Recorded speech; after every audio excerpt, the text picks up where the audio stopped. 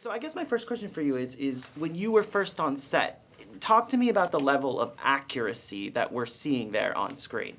It's a high level of accuracy. I think the thing that was most difficult about the movie, people were like, was it getting in shape? Was it shooting the action movies or the action scenes? It was the responsibility of knowing we had to tell the story right. Because I don't think any of us wanted to make the movie version of this story. Once we found out what the story was, which seems like nobody knows, well, I didn't know, we also wanted to make sure we got the guys right and everything about them right. So the highest priority for me was meeting the real Jack Silva, the guy I play, who was obviously gracious enough to let me get to know him, get to know his family. And I think for me, that really connected me to the movie, not only to see how incredible he was as a military man, but to see how incredible he was as a everyday man, a father and a husband. And so I think all of us felt this enormous pressure, including Michael. Michael's always wanted to do a movie like this, and he has a strong connection to the military. So, I think that was the hardest thing, and it was constantly weighing on us. So honestly, I saw the movie for the first time 3 weeks ago, and people were like, "What'd you think of your performance?" And I said, "I didn't even pay attention because the whole time I was just like, please God, say we got this story right." Okay, are you sick of going to the gym now? I mean, you're on the magazine.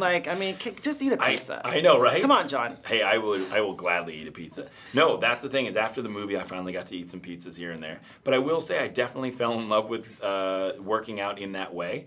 I definitely don't work out as rigorously, and it's a different thing to get in that shape.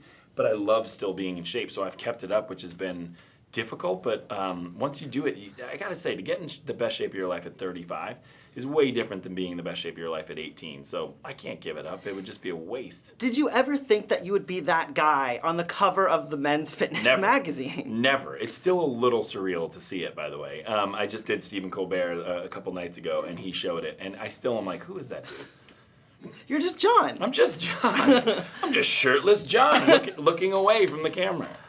Talk to me, obviously, this situation is highly politicized in the news right now. Why do you think we're focusing on such, it's funny, I was talking with Michael, but, we're focusing on this, Hillary and her emails, and this is about the story of these guys. But why does society focus on this and not that? That is the question that I think we're trying to answer in this movie. I think that's really well put. I personally thought I knew everything I needed to know about Benghazi. I watch the news, I read the newspaper, I feel like I'm a responsible citizen, and I've never heard anything about these 6 guys. There's something wrong. Also, when I got the movie, I remember a friend of mine said, "So is this going to be a political drama in Washington?" And I said, "No, it's going to be about that night in Benghazi." This is a very intelligent person. And he said, "Oh, was there a fight in Benghazi?" And I said, "Yeah, what did you think happened?" And he said, "Oh, I thought a bomb went off." I mean, the fact that no one has addressed what happened that night, but we'll all address what we think happened that night, well, we have the guys who will tell you the actual truth.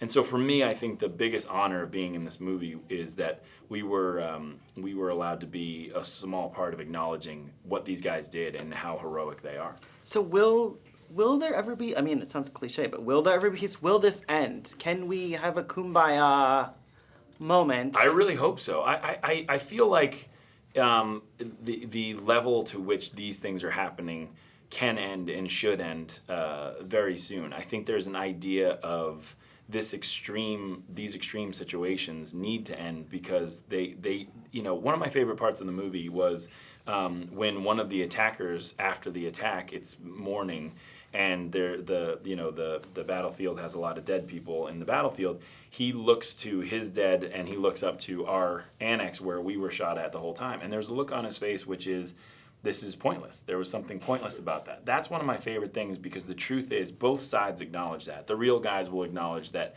as much as they totally feel in the right for doing everything that they're doing, they totally understand that there's a better way to do it. But if you shoot at me, I have to shoot back. So it's this ongoing thing that I think we can get to the bottom of.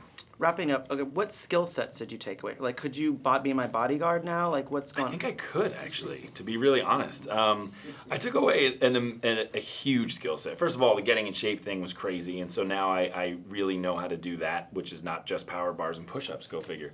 But more than that, yes, there was an incredible amount of weapons training. I had shotguns before. But, the one thing I really loved about that was learning the high level of respect it takes to be able to fire a gun. Anybody can fire a gun. Not everybody can hold a gun, switch the clips and all that stuff. It's like there's a lot of things that happen to be able to be able to fire a gun. So I really respect that. And yes, I could probably be your bodyguard if that's something you want to work out. Is it expensive? I don't know. We can talk about fees, but like, yeah, it's probably. I mean, it's kind of expensive. I'll give you like $50. Great. That's way better than I thought you were gonna say. Thank you, John. Absolutely. Good to see Thank you. I really love the movie.